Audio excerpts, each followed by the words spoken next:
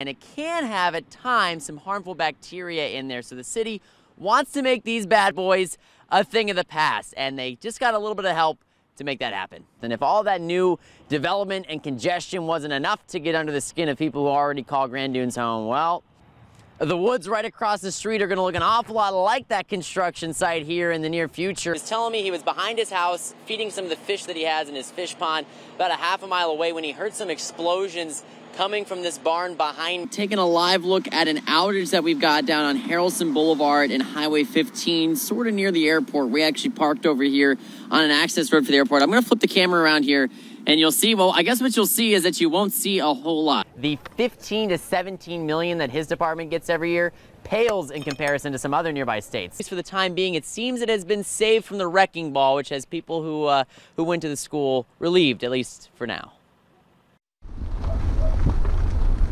We wrapped the maypole, we rode in the high school homecoming parade. Cheryl Moore Adamson made plenty of memories over the course of her 6 years as a student at Whittemore Elementary School, despite it being a trying time in American history. She was at the school shortly after it opened in 1954, when it served only black students before schools were integrated.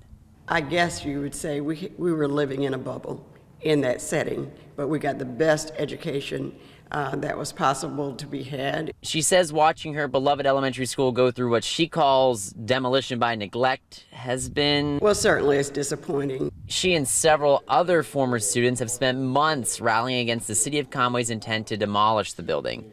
Conway Mayor Barbara Blaine Bellamy certainly appreciates the history of the school, having attended it herself, but she says she was taken aback when the city got an estimate for $20 million to restore it and make it a community center. At first glance, it was just unattainable. It was beyond our imagination, just in terms of what we expected the cost to be. But after seeing the strong pushback against the demolition proposal, she and the rest of the city council have had a change of heart. I can't assign a dollar figure to history, to the emotions that are tied into this, and to the beauty of restoring and maintaining a historical site. But that doesn't make the unattainable price tag go away. So after talking with the community at a workshop, the city has decided to open it up for suggestions.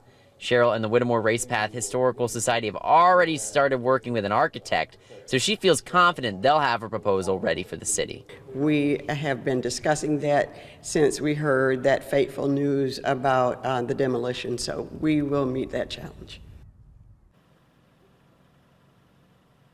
Now, I do have to point out why the city can't just leave it as is. Obviously, it's an eyesore here, but also an inspector told the city that anyone who enters that building should have on a full suit for protection and a mask because of the amount of asbestos and mold that's built up. The pile of Christmas trees in front of the Myrtle Beach Solid Waste Transfer Station is growing larger and larger as we move further and further away from Christmas here. But if you're planning on recycling your tree and leaving it at the end of your driveway for them to pick up, maybe sitting there for a while as they work through a coronavirus-related work shortage. When people arrive at the Government and Justice Center in Conway, they assume that the sidewalks will be clean and the trash won't be overflowing. Well, the hangout was tentatively planned to fill this grassy area behind me at some point in 2020. Obviously, those plans got delayed by the pandemic.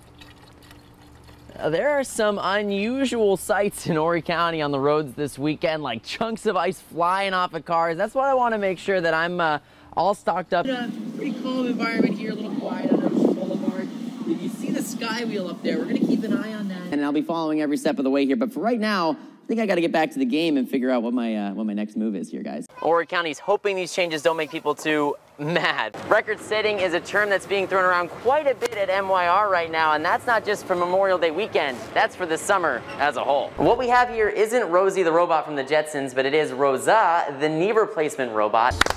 It's been 53 weeks since these guys were able to take their soul to the stage at Legends in Concert in Myrtle Beach. Get out there early, start checking that tire pressure, you know, grab a quarter and start checking that tread as well. They've accomplished a lot of the goals from the last master plan in 2017. You're looking at one of them here, the good old garden walk here near 3rd Avenue. You can see behind me the extent of the damage, and it's really fortunate that no one was hurt when you see just how much of the middle of that building was burned. Bobby Pappas was stationed at the Long Bin Ammunition Depot just outside of Saigon when he got word that his best friend was in the country. Bobby's best friend Chicky was on a mission to have a beer with several friends from their New York neighborhood that were all fighting all over Vietnam.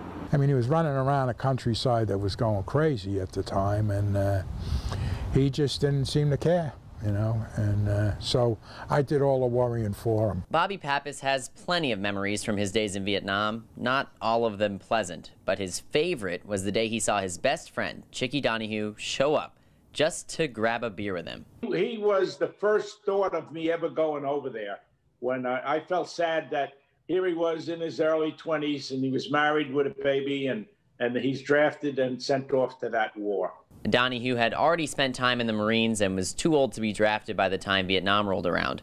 He knew his friends from the neighborhood in New York could use a morale boost, so he spent 2 months on a boat to get there with a sack of beer in hand and wound up visiting 4 of his friends, all stationed at different parts of the country. I only had 6 guys on the list. Richie Reynolds, I believe, was killed while I was over there. I never did get to him.